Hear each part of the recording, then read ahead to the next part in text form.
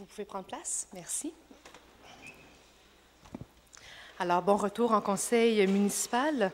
Avant de démarrer la période de questions des citoyens et des citoyennes, j'aimerais vous informer d'une nouvelle que nous avons reçue grâce à un citoyen qui est avec nous hier, qui est le décès d'un ancien conseiller de ville ici à la Ville de Montréal, M. Michel Benoit, qui était conseiller de ville élu entre 1986 et 1994 sous l'administration de Jean Doré. Il était ensuite très impliqué. Vous l'avez peut-être déjà croisé comme citoyen engagé parce qu'il est venu à quelques fois en conseil poser des questions. Bien, nous avons reçu la confirmation qu'il est décédé dimanche le 19 août dernier au CHUM à Montréal. Et donc, au nom du conseil, nous souhaitons toutes nos sympathies à la famille et aux proches de M. Michel Benoit.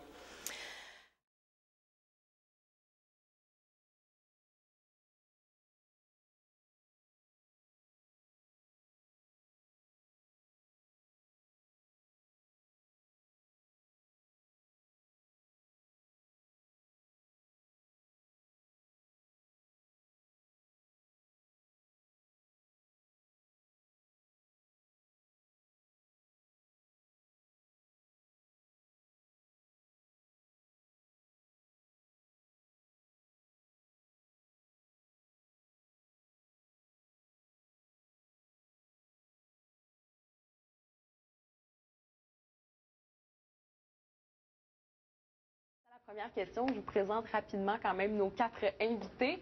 Alors d'abord, il y a Michel Benoit. Il a été conseiller municipal dans l'arrondissement d'Annecy, Quartier-Ville, de 1986 à 1994 sous le règne de Jean Doré. C'est un citoyen engagé. Il est aussi enseignant à la retraite et gestionnaire d'immeubles. Et il brigue le siège du district du Vieux-Rosemont en tant que candidat indépendant. Bonsoir, M. Benoit. Bonsoir.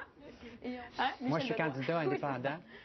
Donc, pour améliorer la qualité de vie, on sait que les gens de Rosemont sont très taxés, les évaluations sont très élevées. Donc, c'est bien important que les gens aient des services de qualité, qu'on pense au déneigement, qu'on pense à l'entretien, au balayage, qu'il y ait des poubelles, que les parcs soient agréables et qu'ils soient présentables aussi. On peut avoir besoin de peinture, on peut avoir besoin d'entretien. Il y a un minimum qu'il faut assurer parce que les gens payent des taxes. On a besoin d'une qualité de vie. Une sécurité policière, exemple, s'il y a trop de vitesse dans les rues, c'est pas acceptable. Il faut s'assurer que tout le monde fait sa bonne job pour qu'on puisse en avoir pour notre argent, qu'on soit content de vivre dans le Vieux-Rosemont et qu'on veuille y rester. Voilà. Donc, qu'est-ce qui vous distingue? On peut commencer avec vous, Michel Benoit. Ce qui me distingue vraiment, c'est qu'au cours des 2 dernières années, j'ai fait 2000 heures de recherche sur le dossier Bixi et sur le rôle d'évaluation. Pour me rendre compte finalement qu'on est dans un système où le rôle d'évaluation est très contaminé, il y a de la magouille. J'ai amené à chaque conseil municipal à la période de questions, j'avais seulement 60 secondes et on me coupait après la 61e seconde. Des cas particuliers, des Justin Trudeau, des Gilbert Rozon, j'ai trouvé des cas précis. Comment on peut expliquer que les 3 partis politiques et leurs chefs ont resté bouche bée, n'ont pas voulu toucher à ce dossier-là? Et mois après mois, j'ai amené des cas et des cas et des cas. Et on arrive aujourd'hui, j'ai décidé d'être candidat parce que finalement, le système d'évaluation, c'est 450 000 évaluations qui sont contaminées. Donc, on n'a plus confiance au système. On regarde, on compare le prix des terrains d'une rue à l'autre, d'un voisin à l'autre, ça n'a pas de sens. Surtout dans le non-résidentiel, c'est incroyable. J'ai même fait une plainte à l'opération Marteau, Division des crimes économiques, Sûreté du Québec. C'est sérieux.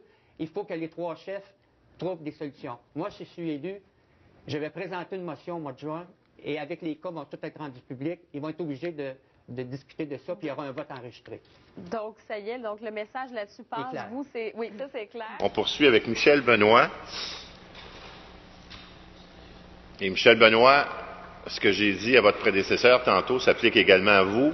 Alors, pas de paroles irrespectueuses, blessantes ou des insinuations gratuites. On vous écoute. Bonjour tout le monde. Je sais que vous n'aimez pas des noms, vous n'aimez pas des adresses, mais c'est des réalités. Hier, j'ai terminé en disant que les collecteurs de fonds du Parti libéral ont infiltré le service d'évaluation. J'ai trouvé plusieurs cas. Ce qui se passe, c'est que depuis 2007, comme par hasard, il y a certains individus qui donnent plus ou qui commencent à donner au Parti libéral du Québec. On apprend ce matin dans la presse. Monsieur Benoit, juste un instant. Je prends peine de vous aviser que je tolérerai plus des paroles ou des insinuations là, irrespectueuses ou blessantes. Alors, Tenez-vous là pour dit, sinon je me relève, sinon je vous expulse. C'est clair, ça? Allez-y. Ce matin, on apprend dans la presse, page 1, section Affaires, 13 200 immeubles dévalués à Montréal. Est-ce que c'est moi qui fabule depuis un an? La question est posée. Alors, M. Benoît, votre préambule est fait. Posez votre question maintenant. Oui, en tant que citoyen, c'est pas logique que moi je fais des études bénévoles puis que je paye. Coupez le micro. Coupez le micro. M. Benoît. Personne ne vous écoute pas. Monsieur Benoît, on parle pas. Quand le président se lève, on se parle pas. Monsieur Benoît, vous parlez pour rien, là. Vous n'avez pas de questions? Il n'y a pas de questions. Merci beaucoup. Monsieur Pierre. On va continuer avec la quatrième personne inscrite à la période de questions, M. Michel Benoît. Donc, allez-y, M. Benoît. Bonjour. Des ingénieurs de la Ville de Montréal ont voyagé dans le Sud et joué au golf sur le bras d'au moins un entrepreneur et sans se parler de la Ville. Au cours des 15 dernières années, j'ai eu l'opportunité de voyager avec un ex-directeur de service de la Ville de Laval et conseiller politique des députés de Laval, jusqu'à sa mort récente. À Sydney, Delhi, Hanoï, Londres ou Rio, on a discuté de politique. Vous avez été surpris la semaine dernière de voir ce qui s'est dit à la commission Charbonneau. Vous n'avez rien vu pour Laval. On m'a même demandé de faire des recherches personnelles. J'ai dit non, j'en ai plein les bras avec le dossier des évaluations à Montréal, avec Bixi et avec d'autres dossiers. Je me consacre sur Montréal.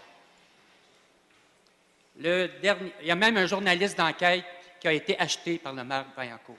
Je ferme la parenthèse. Son dernier courriel du 2 janvier, c'était « Prions pour que John Charest quitte la capitale ». Pricewaterhouse, les vérificateurs du Parti Union Montréal, de la Fondation du maire et de la Société de vélo en libre service ont été, depuis quelques années, c'était Pricewaterhouse. Okay? Avec Bixi, Pricewaterhouse a été obligé de redresser 2 fois les états financiers. Et on a même oublié le nombre réel de vélos à Montréal. Il en manque 850. Là, je suis surpris. J'écoute la commission Charbonneau. Je constate que Pricewaterhouse a comptabilisé le coffre-fort dans les immobilisations, mais a oublié de comptabiliser ce qu'il y avait dedans. Depuis 3 ans, j'ai questionné M. Tremblay ici au Conseil sur la petite caisse et la grosse caisse. D'accord. La question, M. Benoît, parce que oui. vous avez utilisé 2 minutes pour le préambule. Allez-y oui, avec la question. question. On comprend avec la commission Charbonneau jusqu'à 12h30 que c'est des enveloppes qui viennent, pas se le cacher, de la mafia, des entrepreneurs et des ingénieurs. Et probablement qu'on parle maintenant de 95 D'accord. d'argent sale. La question, M. Benoît. Monsieur Tremblay, est-ce qu'on peut vous croire que vous n'avez absolument rien vu? D'accord. Merci pour la question, M. le maire. Oui, alors, bonjour, M. Benoît. En ce qui concerne vos allégations sur une autre ville, je pense que vous avez la responsabilité de communiquer avec la commission Charbonneau pour donner à cette commission toute l'information que vous possédez. En ce qui concerne les modifications apportées aux états financiers de Bixi, le vérificateur général ne l'avait pas vu et également le vérificateur Pricewaterhouse ne l'avait pas vu. C'est les gestionnaires qui ont fait part d'un report au cours d'une dizaine d'années d'un paiement qui doit être fait à une autre firme. Alors, c'est la seule raison pour laquelle les états financiers ont été modifiés. C'est à la suite de la vigilance des administrateurs. C'est la raison pour laquelle ça a pris un petit peu de temps. Et cet après-midi ou demain, l'avocat d'Union Montréal, Maître Dorval, aura l'occasion de questionner de témoin Martin Dumont et après, vous pourrez porter jugement sur votre compréhension des allégations qui sont véhiculées présentement à la commission Charbonneau. Merci.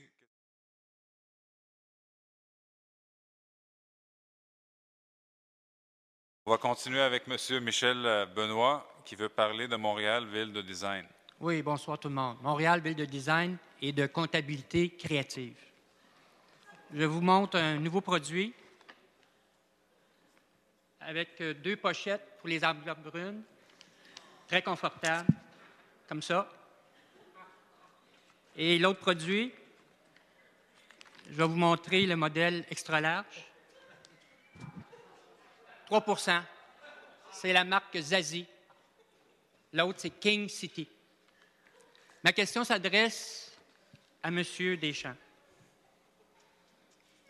Bernard Trépanier, M. 3 %, aurait pigé 200 000 $ dans le coffre-fort d'Union Montréal pour acheter le condo 804 de la rue Jarry-Est dans l'arrondissement Saint-Léonard et pour éviter la faillite personnelle en juin 2007 suite à une fraude fiscale de 433 000 $ en 2001, 2002, 2003. Et finalement, il a payé 86 000 pour effacer le 433 000 qui était dû à Revenu Québec et Revenu Canada.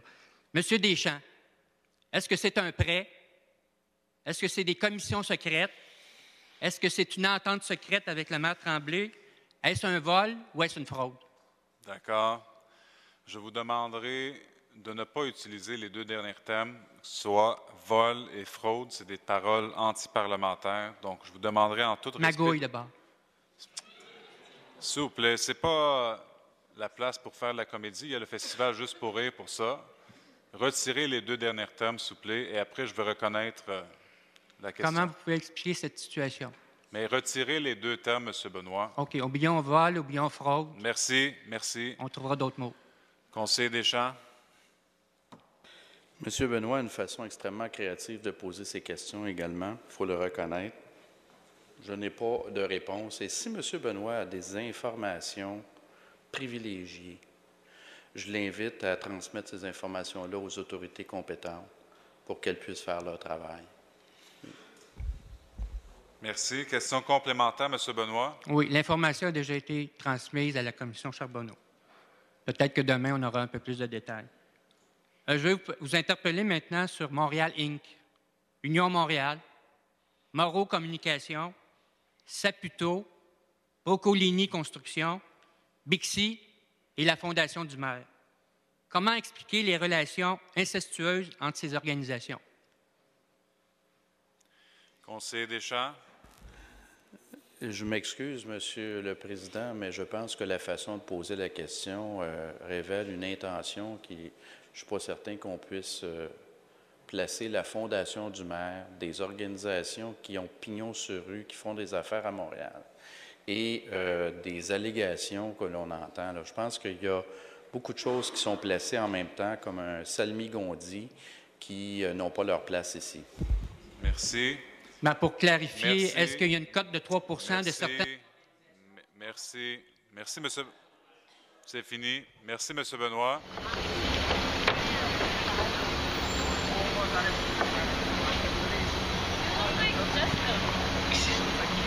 You know, I